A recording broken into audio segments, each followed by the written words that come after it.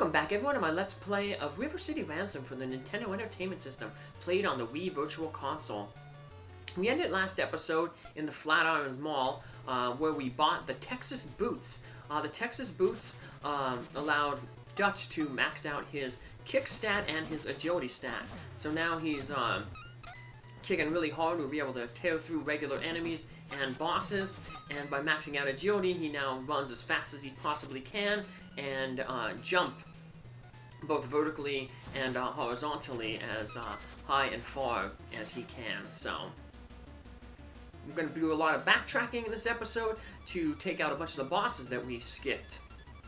So here's the first one we skipped, Mojo. He's one of the 4 zombies, but he's one of the zombie henchmen. We have to defeat the 3 zombie henchmen before we fight the leader of the zombie henchmen, Thor.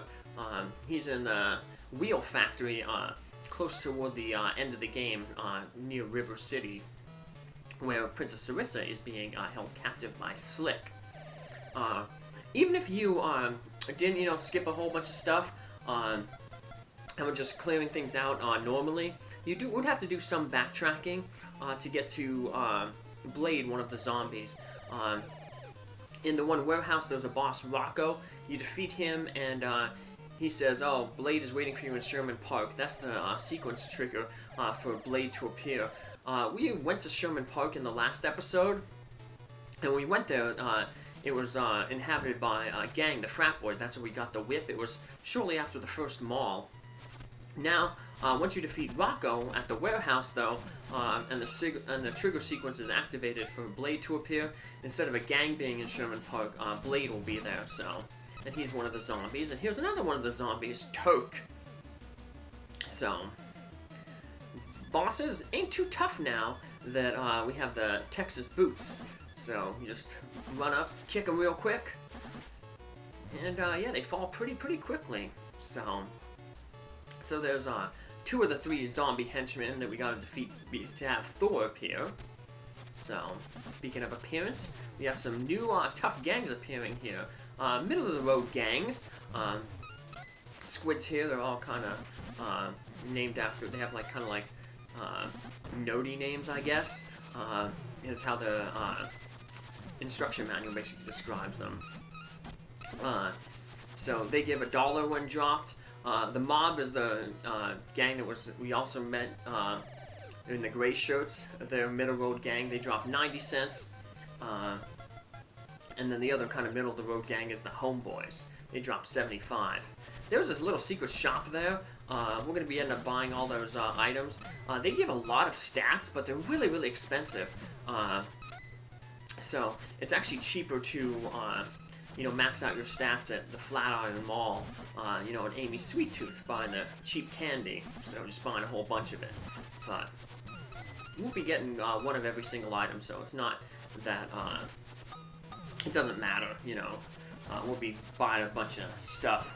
In order to buy every single item in the game, you need $1,944.85. We'll be farming some of that off-screen later on from Benny and Clyde, and they fall really easily because, with the Texas Boots. So,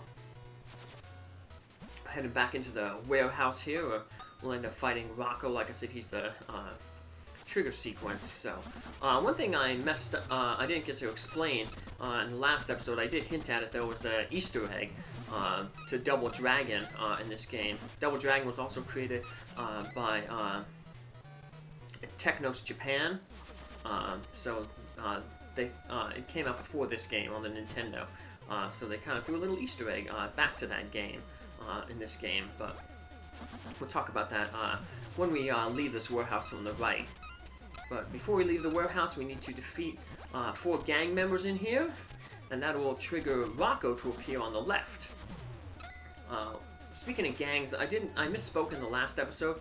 Each gang has 9 different members, not 8. So, my apologies on that. Alright, well, let's take out Rocco here. Defeating Rocco, he'll tell us where Blade is. So, yeah, like I said, even if we were just going straight through and not skipping stuff, we'd have to do some backtracking to fight Blade. So Blade is in Sherman Park. He's waiting. Alright, well, let's head to Sherman Park. Gonna have to head out out of the right here. And the screen right outside the entrance to the warehouse here, it's it ends in a gray wall, and there's like 2 pipes there.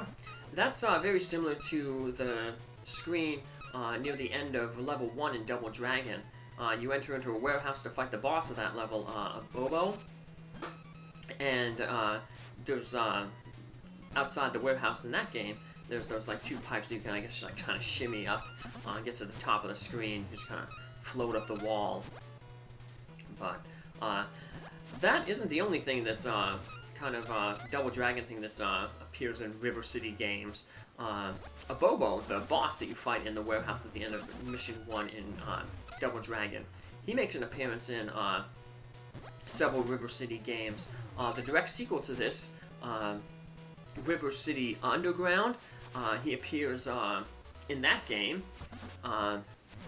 That game is a direct sequel to this game. It's set 28 years, sorry, after this game. It was developed by Kanata's Creative in company with Arc Systems Work. Arc Systems Work is a company that acquired all of Technos Japan's intellectual property, so they're the ones who are making the River City games now. Right now, the River City games being made are River City Girls.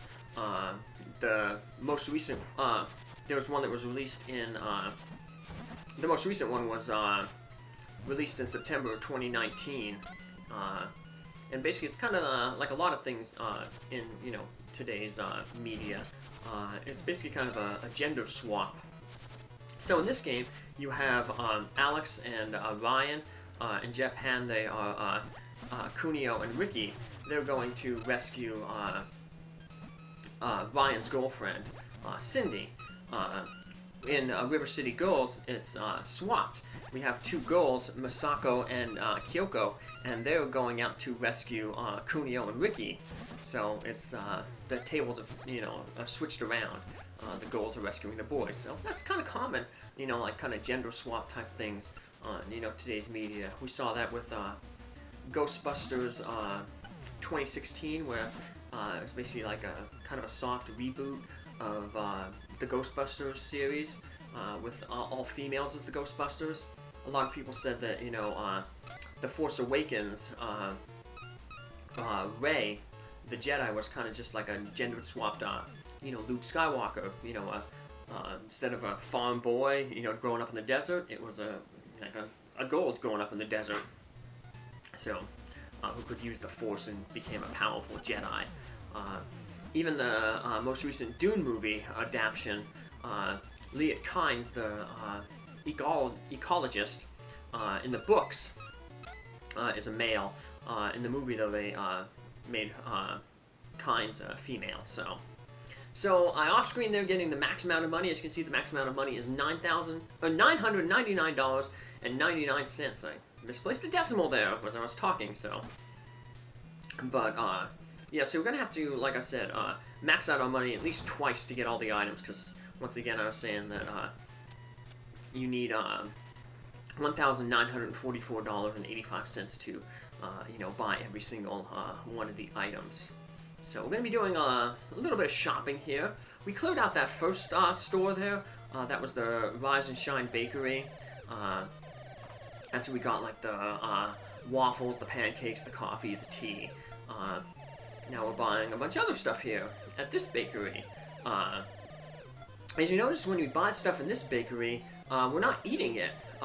This is a to-go shop, so these items are going to end up in our belonging screen, so you can select them and eat them at your leisure. So most places you eat right then and there, but there are a few places that to go. So if you see your character not eating the food when they buy it, that means it appeared in their belongings. You can just eat it on the road. So while we're just doing a lot of eating here, I guess I'll go back and talk a little bit more about the games and the histories and stuff like that. So as I said, right now the River City franchise is going along with the River City Girls universe. There's actually a sequel, River City Girls 2, in the works right now.